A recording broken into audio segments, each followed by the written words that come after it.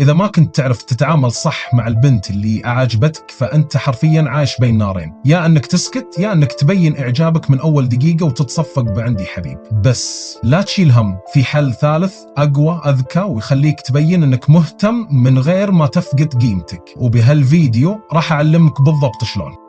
اسمعني زين، الإعجاب ليس ضعف. كثير شباب عندهم عقدة أن مجرد ما تبين إعجابك ببنت خلاص راحت عليك، لكن هذا مو صحيح. الخطأ مو بالإعجاب نفسه، الخطأ أنك تبينه بطريقة تفقدك قيمتك. لازم تفهم في فرق بين وبين إعجابي وأقدم نفسي على طبق ذهب، والسر اسمه الفرضية، أو زي ما أحب أسميه، أنت توريها أنك شايفها كأنثى ممكن تكون ضمن الخيارات، بس مو كأنك خلاص حطيت اسمها بخاتمك. فشنو يعني الفرضية؟ يعني قبل لا تفتح حلقك بكلمة، قبل لا تسولف، قبل لا ترسل أول رسالة حتى، لازم تكون دارس الجو. شنو نوع المسلسل اللي داخل عليه؟ هل هو مسلسل درامي عن موظف مستقيل من حياته ويبي يصير مهم فجأة، ولا مسلسل اجتماعي عن صديقات يفضفضون لبعض، ولا يمكن هو مسلسل غموض فيه توتر خفيف، نظرات طويلة، وفي ترى ما ندري شنو ممكن يصير. الفرضية ببساطة هي الجو العام، التون، الستيج، المسرح اللي عليه المشهد. إذا ما فهمت الفرضية بتدخل المسرح غلط ويمكن تطلع منه بوكسين وبلوك.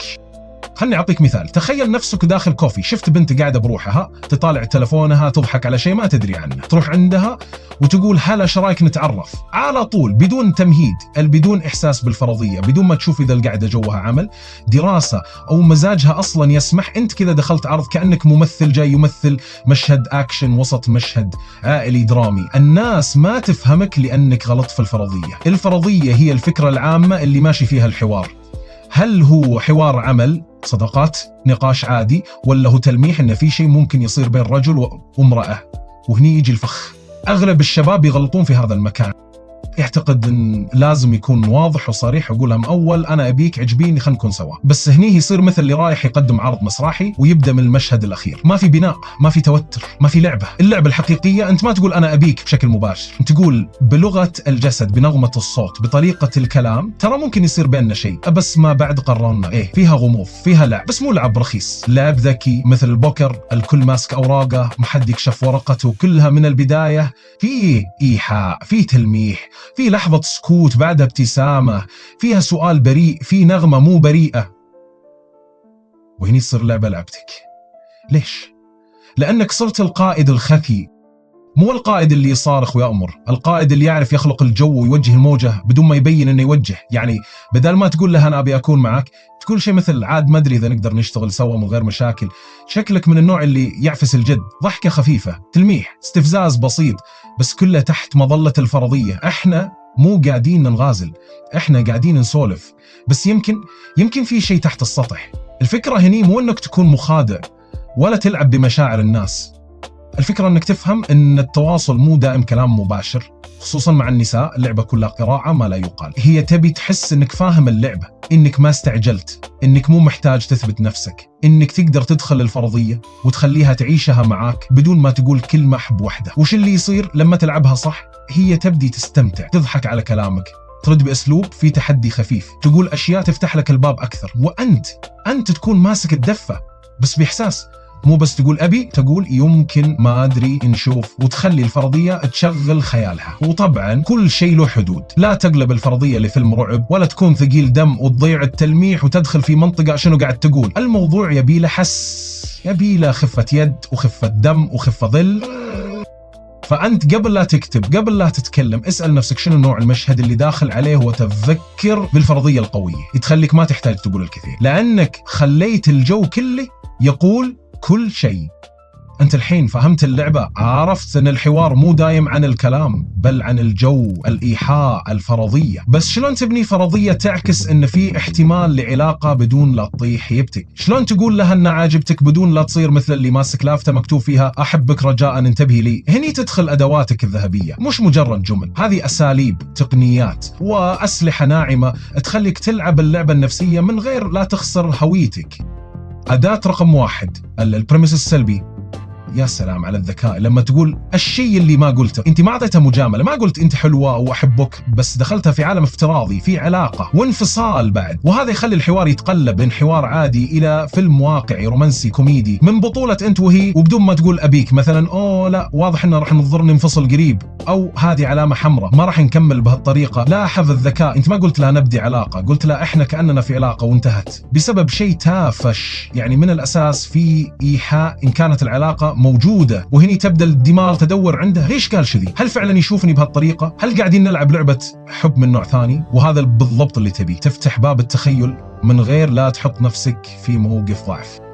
أداة رقم 2 الفرضيات أو hypotheticals، الفكرة الذهبية. بدل لا تتكلم عنها وعنك بشكل مباشر، خلك ذكي ولف الحكي على شكل سؤال افتراضي، خلها تتخيل سيناريو وتحط نفسها فيه. تخيلي كنا نواعد بعض، منو فينا راح يغار أكثر. شوف اللعب، أنت ما قلت لها بواعدك، بس دخلتها بتجربة ذهنية فيها أنتوا الاثنين، في وضع عاطفي، عقلها بيبدأ يعالج الموقف كأنه حقيقي، ومن لاحظتها صار في رابط نفسي جديد. هذا النوع من الكلام يصير مثل الفيروس، ما يبين أول ما يدخل، بس بعد شوية يبدأ يأثر، وتصير تفكر تخيل أنواعد بعض وشنو يشوف فيني، هل يغازلني بطريقة ذكية. انت اعطيتها مسرح صغير وهي بدأت تتمثل عليه بدون ما تدري. أداة رقم 3 التمثيل أو الرول بلاي.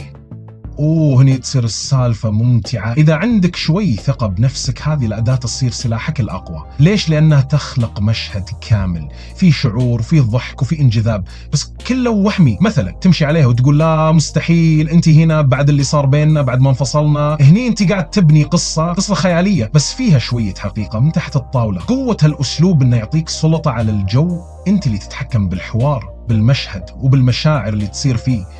وإذا ضحكت ممتاز، لأنك مو بس خليتها تبتسم، خليتها تدخل مشهد بعقلها وتشوفك فيه كشخص كان معها يوما. أداة الرابع المزح، اللي يجرح شوي بس يضحك. أنت تضحك وهي تضحك، بس فجأة المزح تحمل تلميح عاطفي خطير من النوع اللي يخلي القلب ينبض نص نبضة زيادة. شايفة عشاني قلت لك كذا، وراح نتهاوش دائم بعد الزواج. هذه النوعية من المزح تسوي شيء مهم جدا، حول الضحك إلى حوار عن أنتم، حتى لو من باب المزاح، وهي تدري وأنت تدري أنك قاعد تلمح بشيء أعمق. تضحك زين، ترد أحسن، تسكت بعد زين، لأن الصمت مع ابتسامة بيساوي موافقة ضمنية.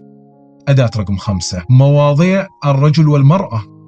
أنت مو ناوي تفتح حوار عن الطقس ولا عن الأزمة الاقتصادية، أنت ناوي توصل لشيء، العلاقة، الجذب، اللعبة الأزلية بين الجنسين. فابدأ بكلام من هذا العالم. تصدقين دايما أسأل نفسي، هل الرجل والمرأة يقدرون يكونون بس أصدقاء؟ أو شنو أكثر شيء يخلي البنت تنفر من الرجل؟ هني أنت قربت من الجو اللي يهمها، ومن هناك تقدر تسحبها تدريجيا لأسئلة أذكى، مثال وانت شرايك فيني، أو يعفي نفس الأخطاء، بدون ما تطلب اهتمامها. أنت جالس تخليها تقيمك كالرجل، وأنت تدري كل ما قيمتك امرأة، كل ما بدأت تشوفك كخيار محتمل، كل ما حطتك في ميزان صرت منافس حقيقي. وأهم رسالة أنت من محتاجها، بس تقيمها. رسالة اللي لازم توصلها بكل أدواتك، بكل كلماتك، بكل تمثيلك، هي أنا رجل وأنت امرأة، قاعدين نشوف إذا ممكن يكون في شيء بينا، بس أنا مو قاعد ألاحقك مثل طفل يبي حب بأمه. أنت مش مجرد متفرج مبهور، أنت مشارك في التقييم. هل هي تعجبك؟ بس هل تستاهل؟ هذا اللي قاعد تفكر فيه. الفرق هنا هو الموقف. النساء ينجذبون للرجل اللي ما هو متشعلق فيهم، بس بنفس الوقت مو خايف يبين إعجابه الذكي. الرجل اللي عنده خيارات ويشوفها ممكن تكون واحدة منهم، بس مو كلهم يوصلون. أنت تبني الجو، تحط الفرضية وتخليها تفكر، وإذا دخلت هي الجو معاك، خلاص اللعبة صارت لعبتك. شكرا على المشاهدة، وإذا عجبك الكلام الباقي عندي.